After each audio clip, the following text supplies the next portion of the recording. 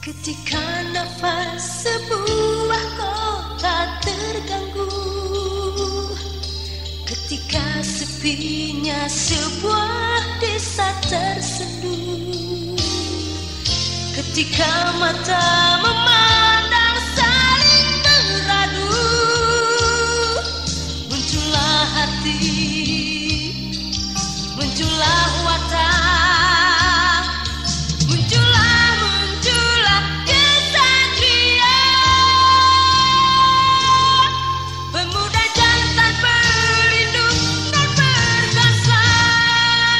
Teater Sanggar Prativi bekerja sama dengan Sanggar Cerita dan PT Bayer Indonesia, produsen obat flu Revagan.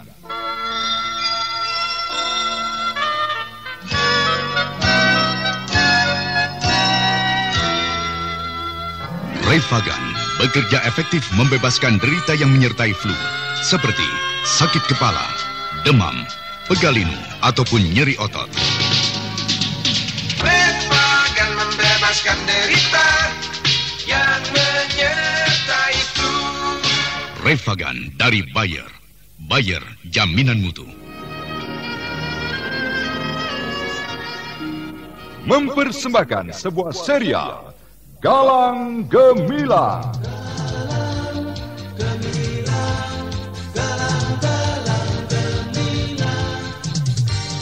Galang Gemilang, sebuah serial yang didukung artis-artis terkenal Ferry Fadli, Ivone Rose, Chris Urspon, Neni Haryoko, Ana Sambayon, Bambang Jeger, Asti Suhastra, Wenda S. Lubis, Edi Dosa, dan lain sebagainya.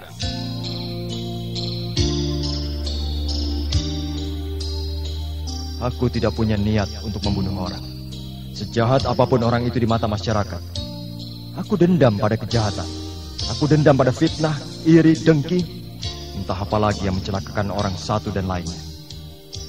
Aku hanya ingin membukakan mata mereka pada dunia mereka, pada kejahatan yang barangkali telah mereka geluti selama ini. Dengan membuka dunia mereka, barangkali, dan kuharapkan mereka melihat sisi lain, kebaikan, kebenaran, Os.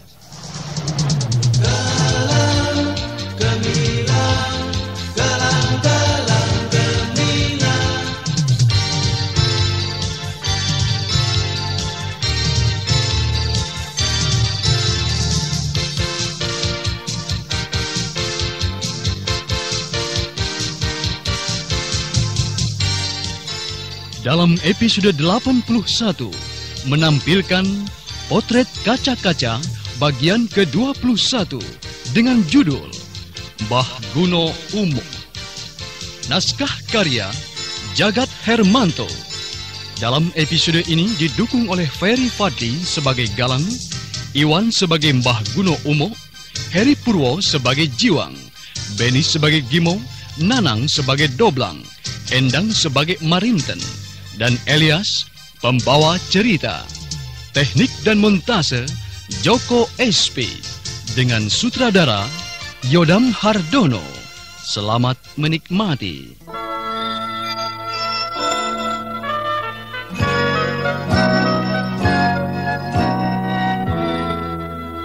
Hari-hari tak selalu ceria, kala mega kelabu menjelang. Ku dapat menyerang setiap saat, derita selalu menyertainya. Revagan bekerja efektif membebaskan derita yang menyertai flu, seperti sakit kepala, demam, pegal linu, ataupun nyeri otot. Revagan, Revagan.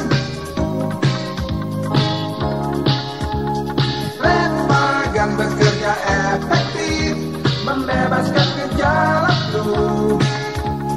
Revagan membebaskan derita yang menyertai flu. Revagan dari Bayer. Bayer, jaminan mutu.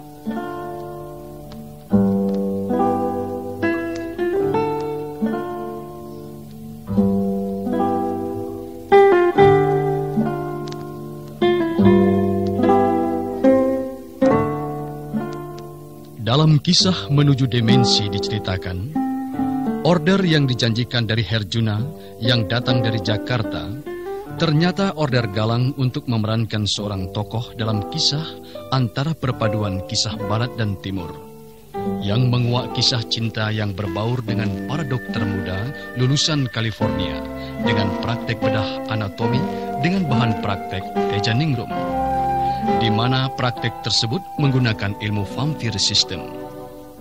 Bahkan dikatakan oleh Herjuna, kisah tersebut memenuhi pemesannya dari orang luar yang ditemuinya di Jakarta.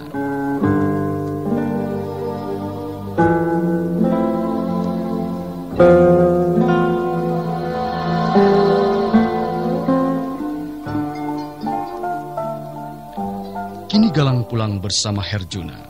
Setelah dirinya mengantar Kristina di tempat kosnya, ternyata sebuah mobil telah membuntuti dari belakang.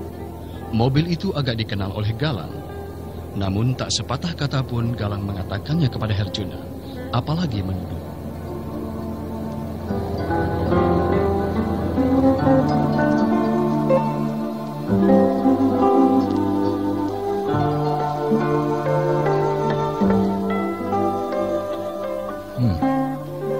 Aneh sekali. Masa siang hari aku bermimpi? Tapi dalam mimpi itu sangat jelas.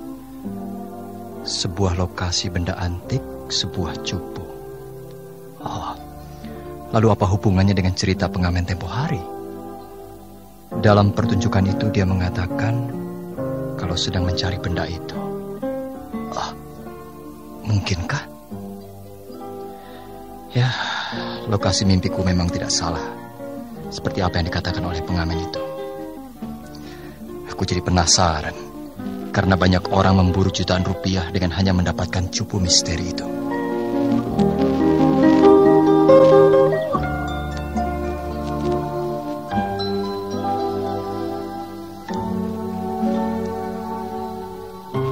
Dengan menanyakan kepada tetangga Pak Sabar, akhirnya secara diam-diam Galang menuju tempat yang ada dalam mimpi itu, di mana tetangganya mengatakan bahwa tempat itu memang ada, seperti apa yang dikatakan oleh pengamen ketika membicarakannya dalam ruang pertunjukan saat itu.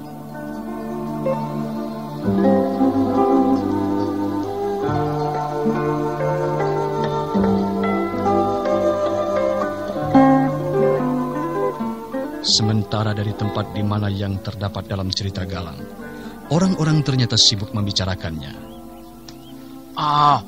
Pokoknya pejabat dari Jakarta itu mengatakan dia berani membeli 100 juta.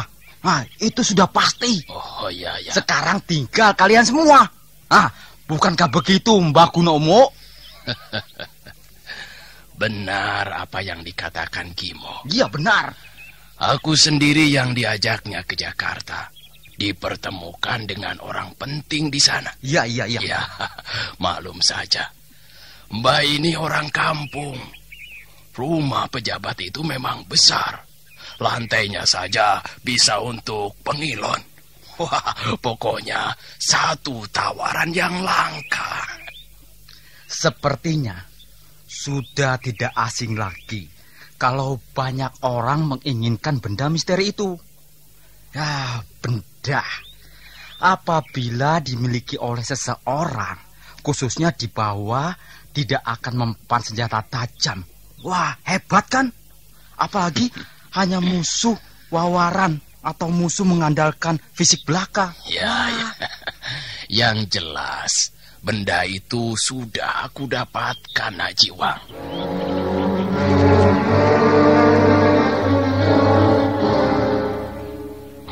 Jadi Mbah Guno sudah mendapatkan benda itu, Mbah? Oh, sudah. Tadi malam Jumat Kliwon. Aku terpaksa harus bersaing dengan orang-orang untuk mendapatkan benda itu. Pertama, orang Jogorogo. Kedua, orang Sragen. Dan satunya lagi dari Klaten. Ya, tapi toh aku yang berhasil mendapatkannya. Lalu, Mbah? Dan tidak semudah apa yang kita bayangkan untuk mendapatkan cupu Rojo Brono itu. Kau tahu, pengambilannya itu sebelumnya harus puasa. Paling tidak 7 hari 7 malam. Dan pengambilannya itu harus menggunakan tenaga dalam. Belum lagi aneh-aneh yang diminta dari penghuni Cupu Rojo Brono itu. Jadi benar apa kata orang. Pindah misteri atau besi aji itu memang pengambilannya harus memakai laku segala. Puasa 7 hari 7 malam. Belum lagi cara pengambilannya yang sulit dan harus bersaing dengan orang yang memang tahu dalam soal benda aji kuno itu. Ketahuilah Jiwang. Iya, Mbah. Pengambilannya saja memakai minyak kesturi. Minyak kesturi, Mbah? Ya, tapi sudahlah. Biar Mbah sendiri yang menanggungnya masalah itu. Berhubung Mbah ini sudah tidak mampu bekerja lagi dan tidak mempunyai uang untuk beli kambing. Ya, terserah kalian berdua. Jadi maksud Mbah Kuno... Maksudnya begini, Saudara Jiwang. Ya. Kambing yang dimaksudkan Mbah Kunomo ini adalah syarat untuk penebusannya di sendang penyugihan. Begitu. Benar, Saudara Jiwang. Sebab kalau dalam jangka waktu 3 hari 3 malam tidak disembelihkan kambing hitam mulus dan kambing putih mulus, benda itu akan kembali ke sendang penyugihan. Begitu, Mbah. Kan sayang kalau kembali ke sana. Padahal kau tahu sendiri, ada orang Kelaten, ada orang Seragen, dan bahkan ada orang Jogorogo. Iya, Mbah. Mereka itu juga menginginkan Cupu Rojo Brono ini. Dan yang perlu diingat, Saudara Jiwang. Iya. Uang 100 juta itu, itu kan tidak sedikit untuk orang yang ekonominya lemah seperti kita-kita ini kan? Iya kan? Iya.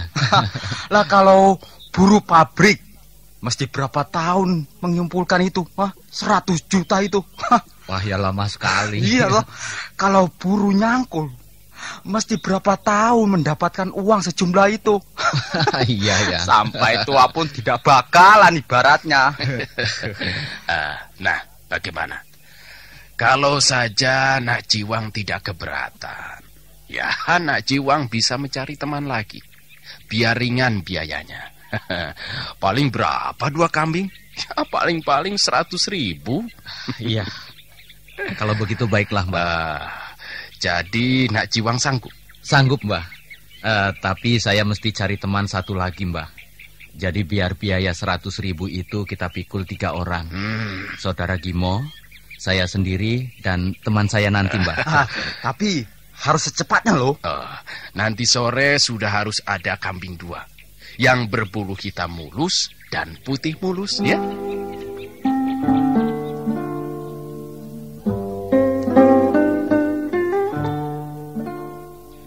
Rp100 juta.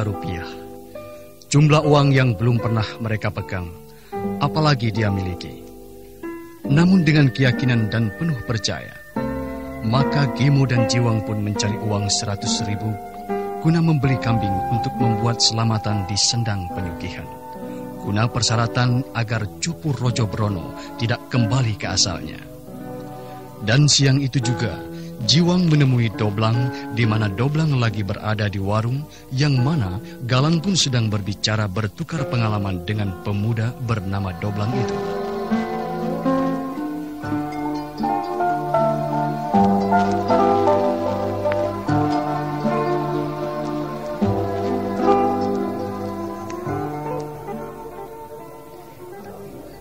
Saya di sini juga lagi menunggu teman, Mas. Pokoknya, yang namanya besi aji itu sangat berharga. Apalagi yang namanya orang Jakarta yang membutuhkannya. Wah, itu bukan baru lagi, Mas. Apakah benda itu bisa diuji keampuhannya? Ya, memang harus diuji lebih dulu, Mas. Kalau tidak, mana mau pembelinya itu? Apakah sudah pasti mau membelinya? Kalau terbukti, pasti jelas mau. Kenapa saudara antusias sekali untuk mendapatkan uang dari hasil penjualan benda seperti itu, saudara Doblang? Sebenarnya ini bukan pekerjaan tetap, Mas Galang. Tetapi ini adalah suatu keisengan, di mana suatu saat akan menghasilkan uang yang mendadak. Saya tidak percaya akan hal itu. Kenapa tidak percaya? Apa yang dikatakan temanku itu betul-betul, Mas. Bahkan sudah mengadakan perjanjian segala. Sebab kurang lebih 9 tahun yang lalu saya pernah dibohongi. Ya, saat itu saya masih di Semarang. Memang tidak seberapa, hanya 10.000. Tapi 10.000 saat itu, ya saat saya masih sekolah, merupakan uang yang cukup berharga. Kalau yang ini pasti Mas Galang. Katanya Cupu Manik Rojobrono ini memang hebat. Selain untuk saktian, katanya bisa mendatangkan banyak rezeki. Kalau banyak mendatangkan rezeki, kenapa tidak dimiliki sendiri saja? Karena keadaan Mas Galang. Oh ya, sebentar ya Mas. Aku jadi kasihan kalau dia sampai jatuh korban akibat benda aji bernama Cupu Manik Rojobrono itu.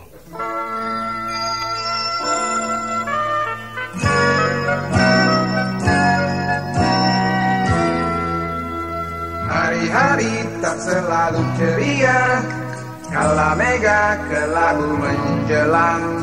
Ku dapat menyerang setiap saat, derita selalu menyertainya.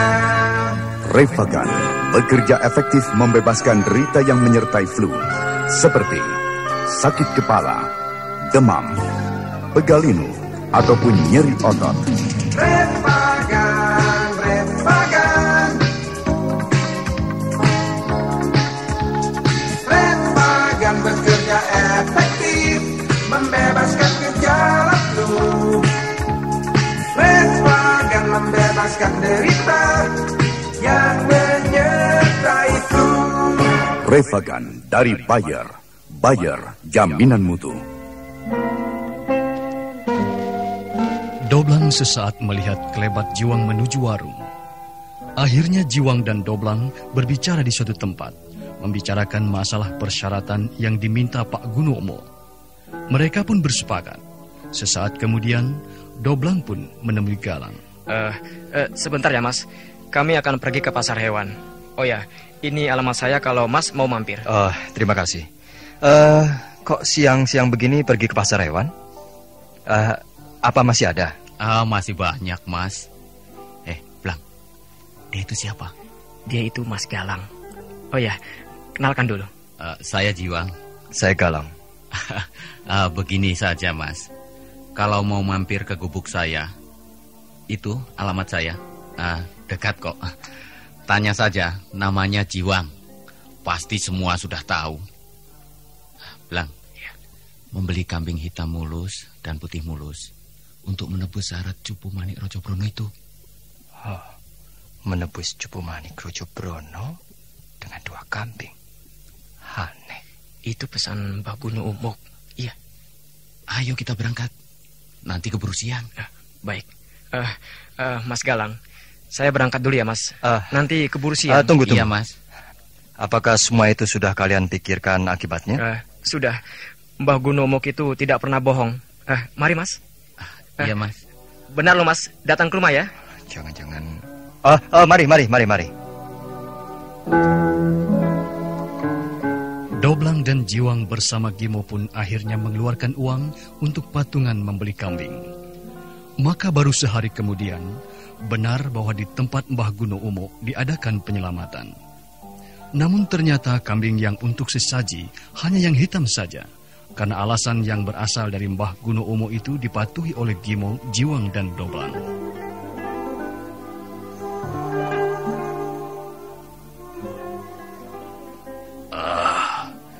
Selamatan telah selesai. Memang saya tidak menyatakan kepada kalian semua tentang wangsit yang saya terima tadi malam, tepat pada saat Puspo tajam. Di mana saat itulah saat yang bagus adanya kebenaran wangsit. Kalau boleh tahu, apa wangsit itu, Mbah? Iya, Mbah. Apa wangsitnya, Mbah? Baik. Mbah akan mengatakannya. Tapi kalian jangan kaget kalau Mbah mengatakannya. Masalahnya kalian pasti tidak percaya kalau syarat kedua ini saya ajukan. Percaya, Mbah. Percaya. Apapun tebusannya akan saya usahakan, Mbah. Benar, Mbah. Bagus. Wangsit itu ada 2. Ada dua. Lalu apa wangsitnya itu, Mbak? Dalam wangsit itu ada 2 lembar kain sutra. Masing-masing berukuran 7 meter persegi. Itu yang pertama. Yang kedua, nah, ini syarat yang cukup berat. Tapi itu soal mudah. Yang membawa ke Jakarta harus wanita. Dan perempuan itu harus janda kembang. Janda kembang? Aneh. Gimo akan saya beri pengasihan. Gaet janda kembang yang kau inginkan.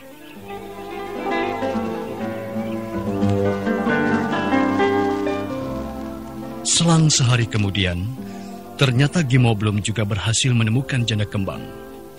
Namun di suatu perjalanan, Gimo tengah melihat sepasang muda-mudi berjalan. Akhirnya keduanya berhenti menunggu angkutan umum.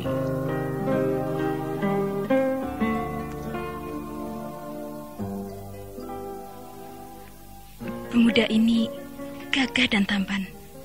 Sebaiknya aku menyapa. Mau kemana, Mas? Oh, ke Tasikmadu. Mbak? Ke Puguh. Kok lama ya, Mas, angkutannya? Iya nih. Tapi ada kan angkutan umum yang menuju Tasikmadu, Mbak? Ada, Mas. Sudah hampir 2 tahun di sini. Ada angkutan menuju Tasikmadu, Mas. Mas sendiri dari mana? Saya dari Semarang, Mbak. Kebetulan saja saya ke Solo ke rumah paman saya. Dan sekarang hendak ke rumah kenalan saya di Tasikmadu. Pantas. Itu dia, Mas. Ayo.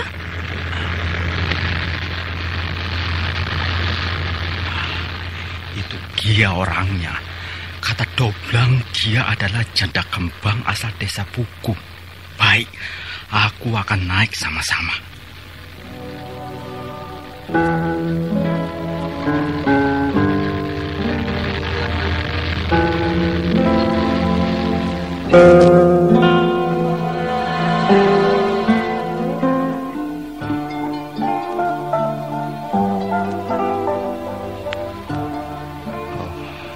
Aku curiga dengan orang ini.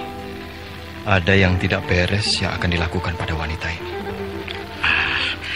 Saatnya aku harus memotong rambutnya. Dan rambut itu akan aku telan. Maka dalam waktu 5 menit, pasti janda kembang bernama Marinten ini pasti ikut aku.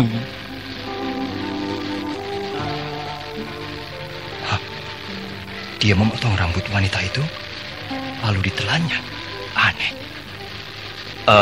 Mas mau turun di mana, Mas? Tasikmadu, Mas. Kalau Mas? Sama. Tapi saya bukan ke Tasikmadunya. Saya akan cari kenalan saya bernama Doblang. Doblang? Oh, Doblang pendek? Iya. Kebetulan, Mas. Saya juga mau ke sana. Kita bisa sama-sama nanti. Wah, terima kasih kalau begitu.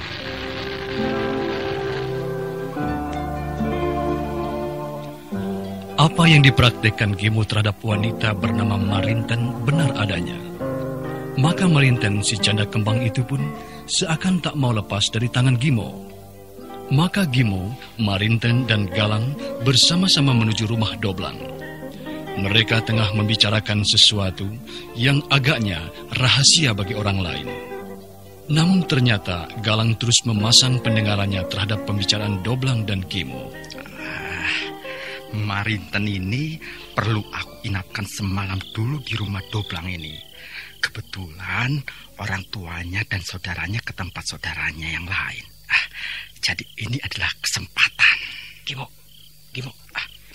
Jadi Marinten ini perlu kita bawa ke rumah Mbak Guno Umuk sekarang. Kau goblok. Loh, besok pagi saja. Setelah kita kerjain. Besok pagi kita ajak ke sana. Dan orang yang bernama Galang itu suruh saja dia cepat-cepat pergi. Tentu saja dengan cara halus. Kamu setuju kan? Tapi bagaimana dengan Mbak Guno Umuk nanti?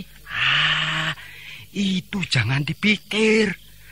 Ternyata janda kembang bernama Marinten ini memang benar-benar masih padat. Dan aku yakin servisnya pasti hebat. Jangan keras-keras.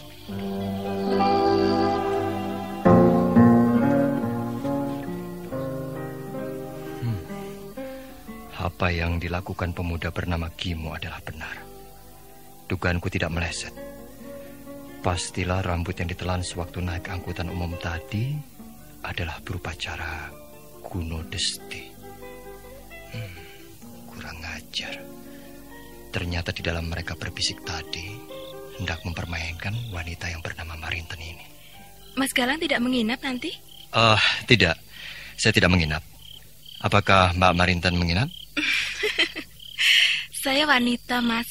Masa menginap di rumah laki-laki yang baru saya kenal? Mungkin saya akan diantar Mas Gimo. Oh, aneh sekali. Diantar Gimo.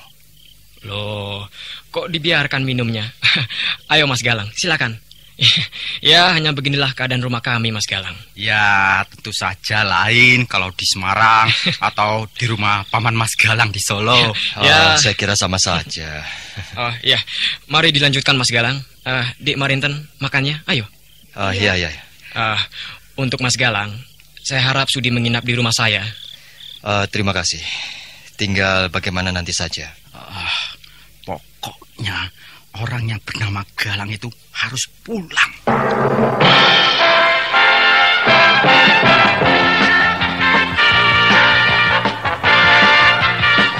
Mulailah hari Anda dengan penuh semangat.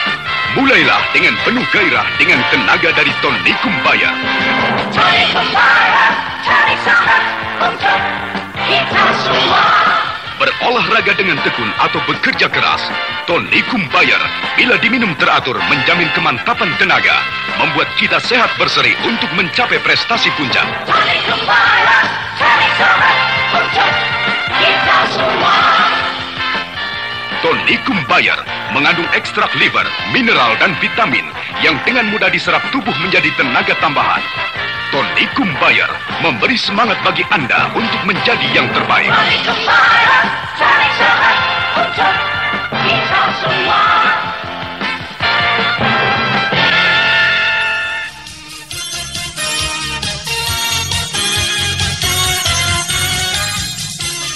Pembicaraan yang menegangkan bagi Galang. Walaupun sebenarnya Galang tidak perlu ikut campur, namun dirinya selalu berpikir tentang nasib Doblang dan Gimo juga Jiwang yang telah mengorbankan uang demi cupu Manik Rojobrono. Demikian halnya diri Marinten. Nah, saudara pendengar, bagaimanakah keberhasilan mendapatkan cupu Manik Rojobrono nanti? Bagaimana pula nasib Marinten di tangan Doblang dan Gimo? Silahkan mengikuti kisah ini dalam sandiwara serial Galang Gemilang pada episode berikutnya. Sampai jumpa.